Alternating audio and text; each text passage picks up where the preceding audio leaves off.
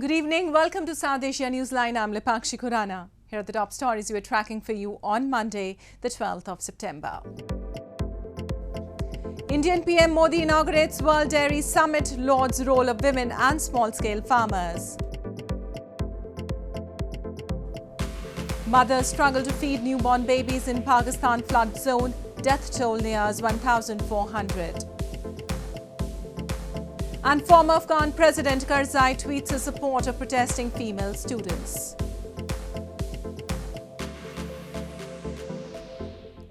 And now for all the details. Indian Prime Minister Narendra Modi on Monday inaugurated the World Dairy Summit 2022 in Greater Noida city and hailed the role of women and small-scale farmers to make India the largest producer of dairy products in the world.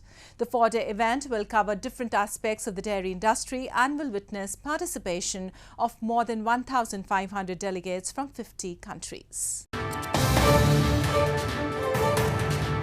Indian Prime Minister Narendra Modi on Monday inaugurated the International Dairy Federation World Dairy Summit 2022 in Greater Noida city, an annual congregation of global industry leaders, experts, farmers and policy planners. PM Modi said India is emphasizing on universal vaccination of animals and announced that by 2025, the country will vaccinate 100% of the animals against foot and mouth disease and brucellosis. He also said Indian scientists have prepared an indigenous vaccine for lumpy skin disease and efforts are underway to control it. The Prime Minister hailed small-scale farmers and the role of women in the dairy sector, contributing to 70% of the workforce. He said due to their collective efforts, India has become the largest producer of dairy products in the world. किसानों के पास या तो एक पशु है, दो है या तीन पशु है। इन्हीं छोटे किसानों के परिश्रम और उनके पशुधन की वजह से आज भारत पूरे विश्व में सबसे ज्यादा दुग्ध उत्पादन करने वाला देश है। The four-day summit is expected to witness participation of more than 1,500 delegates from 50 countries and will cover different aspects of the dairy industry. Last time, India hosted the International Dairy Congress in 1974. And pregnant women in Pakistan are being forced to make risky journeys across flood water just to give birth, while mothers of newborn babies are struggling to feed them. The unprecedented flooding has affected 33 million people and killed more than 1,390 across the country. Ayesha Arbelo had labour pains as the floodwaters hit her village in Pakistan just over a week ago. Her worried father rushed her to hospital, where she gave birth to her daughter Shehzadi by C-section. The family are now sheltering at a camp some 50 miles from her hometown of Mehar in Pakistan's hardest hit Sindh province, with others whose homes are now underwater. Ayesha's husband is in Punjab province for work. Life is difficult at the camp, where hundreds are living in cramped conditions and on handouts, and they have to sometimes remain hungry for 1 or 2 days. माँ बीमार आ मुझे बच्चों भी बीमार आ हाणे अस्पताल में दवा वठी खणी आया हूं बच्चे के प्यारां थी अल्लाह ताला कंदो मुझे बच्चो ख़ुशी मिले. The United Nations Population Fund says 138,000 of the women displaced by Pakistan's floods are pregnant. It's racing against time to help the 40,000 expecting to give birth this month, sending mobile teams and setting up temporary hospitals. Meanwhile, authorities in Dadu in Sindh plan to breach the country's Indus highway, a key transport link to allow water to flow and prevent flooding in the town. An official said on Sunday that 90% of the Dadu district was inundated and was still under threat.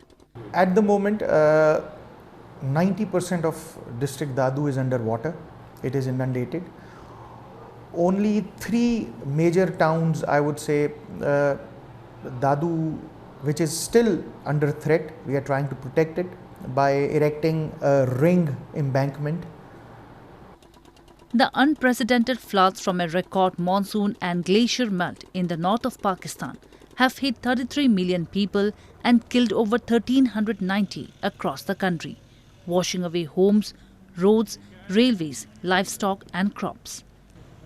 Pakistan estimates the damage at $30 billion, and the government has blamed the flooding on climate change. And more on news from Pakistan. Opposition PTI party senior Vice President Fawad Chaudhryhas has criticised the Election Commission of Pakistan for postponing the scheduled by-polls just few days ahead of the election date, terming the excuse of floods as lame. Pakistan Tehreek-e-Insaf PTI Senior Vice President Fawad Chaudhry has lashed out at the Election Commission of Pakistan ECP for postponing the scheduled by-polls just few days ahead of the election date, terming the excuse of floods as lame. Addressing reporters on Sunday, Fawad stated that it was strange that ruling PMLN President Shehbaz Sharif was sworn in as Prime Minister of Pakistan on the day when he was to be charged in a corruption case. He blamed, beside being biased, the poll body is also suffering from an administrative crisis and incompetence, as it had declared 40 lakh voters dead and is now postponing the elections after spending billions of rupees out of public money. जो सैलाब था ये तो कम से कम 2-3 महीनों से ये मामला जो है वो जारी है और आपके सामने हालात ख़राब हो रहे थे, तो आपको ख्याल नहीं आया उस वक्त जब हम कह रहे थे कि ये जो नोटिफिकेशंस हैं गलत हैं, उसको नहीं माना गया. Defence Minister Khwaja Asif on Sunday said that the general elections will not be held as per the demands of PTI chief Imran Khan, but the country will go to polls at its designated time in 2023. He said Khan's strategy is all about destroying the establishment, adding that since no confidence motion to oust him from power has become successful, he wants the establishment to support him. Well, moving on, residents of Muzaffarabad district in Pakistan-administered Kashmir have raised concern over frequent load shedding, inflation and unemployment, which have afflicted their lives. They blame they have suffered decades of exploitation owing to skewed policies framed by Pakistan. Locals in Pakistan-administered Kashmir have expressed they are upset over frequent load shedding, soaring inflation and rising unemployment due to Pakistan government's policies, which have fueled a sense of deprivation amongst the educated youth in the illegally occupied region. Residents in Muzaffarabad city said they face load shedding of 4 to 6 hours in the day and 6 to 8 hours in the night, which disrupts daily activities and studies of their children. They also highlighted that apart from soaring inflation, there have been incidents of black marketing of food items and shortage of wheat, and they are being forced to pay double the prices for essential commodities. जबकि बिजली की load shedding की वजह से शहरियों की ज़िंदगी अजीरन होकर रह गई है। मुजफ्फराबाद शहर में दिन के औकात में 4 से 6 घंटे और शाम के औकात में 6 से 8 घंटे लोड शेडिंग की जा रही है, जबकि कई इलाकों में मुजफ्फराबाद के उसमें ज़्यादा सूरत हाल ख़राब है. Despite several protests over these issues in recent months, Pakistan government has continued to ignore the people's plight. Locals have long blamed Islamabad for depriving them of their basic rights, claiming the agenda is to keep the region underdeveloped. And former Afghan President Hamid Karzai has called on the ruling Taliban to reopen girls' high schools that has largely remained closed after the Islamist group went back on promises to open them in March. Former Afghan President Hamid Karzai called on the ruling Taliban on Sunday to reopen girls' high schools and applauded female students in the eastern province of Paktia, who residents said have been publicly protesting against the measure. The voice of Paktia's female students is the voice of all our girls and of Afghanistan, said Karzai, who remained in Kabul after the Taliban took over just over a year ago, on Twitter. We asked the acting Islamic government to open the schools, he said. The ruling Taliban made a sudden U-turn on promises to open girls' high schools in March, leaving some female students who had turned up to class in tears. Authorities in Paktia said this week that girls' high schools had reopened, though the move had not been officially approved. The Taliban have said that they are working on a plan to reopen high schools for girls but have not specified when. Primary schools aged girls and female university students are still able to attend class. Most teenage girls now have no access to classrooms, and thousands of women have been pushed out of the workforce due to the growing restrictions and Afghanistan's economic crisis, international development agencies say. Western governments have stepped up their condemnation for the Taliban widening elimination of women from public life. Many Afghan women have expressed frustration and called for Taliban authorities to respect their rights. Well, moving on to news from Sri Lanka, the U.S. Agency for International Development, USAID, on Sunday announced a $60 million aid package for crisis-hit Sri Lanka. The island nation is facing acute shortages of essentials, including food, fuel and medicines, due to a lack of foreign exchange needed to pay for the imports. The chief of the U.S. Agency for International Development, USAID, on Sunday announced a $60 million aid package for Sri Lanka. USAID head Samantha Power said it would provide $40 million for fertilizer imports and $20 million for humanitarian needs to tackle the country's deep financial crisis. Samantha Power added the Sri Lankan people, united by their conviction, came together not long ago to demand change. And she wants to reiterate that the United States is right here standing with the island nation in this hour of need.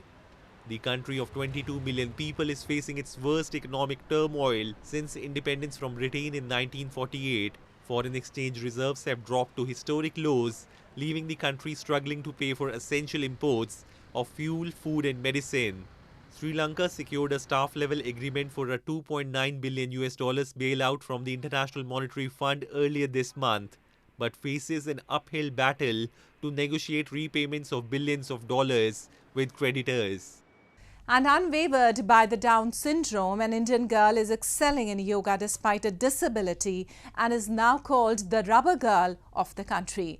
She was awarded National Child Award for her exceptional achievement in yoga by Prime Minister Narendra Modi earlier this year. Unwavered by Down syndrome, 14-year-old Anvi Zanzarukia is excelling in yoga despite her disability and is now called the Rubber Girl of the country.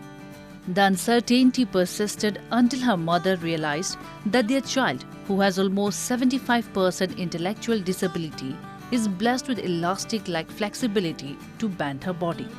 Anvi can perform more than 200 yoga asana, also called postures. According to Anvi's father Vijay Zanzarukia, she has memorized the names of a few postures and she can perform some when she's shown the drawing of a few postures or is being told orally about it. He recalls his angst as a parent of bringing up a child with disabilities. अभी बच्ची का जन्म हुआ हमारे घर पे, तब हम थोड़े मुश्किल में आ गए थे कि ये बच्ची को हम कैसे बड़ा करेंगे और बच्ची को भगवान ने क्यों जन्म दिया। लेकिन आज जो सफ़र तय करके जो रबर गर्ल बनी, मानो दिव्यांग में से जो रबर गर्ल की सफ़र तय करने के बाद हमको आज ऐसा पता चला कि ये बच्ची योगा के लिए जिंदा है और हम उसको योगा के लिए जिंदा रख रहे हैं। Earlier this year, Anvi, who hails from Western Surat city, bagged the National Child Award for her exceptional achievement in yoga by Prime Minister Narendra Modi. She has also won multiple medals at national level yoga competitions where there is no separate category for disabled persons. Well, that's all we have for you from South Asia this evening. Now our viewers can watch the show on SouthAsiaNewsline.com. You can also visit us on Facebook.com/SAsiaNewsline and follow us on Twitter @SAsiaNewsline. That's all in tonight's edition. We'll see you same time tomorrow. Good night.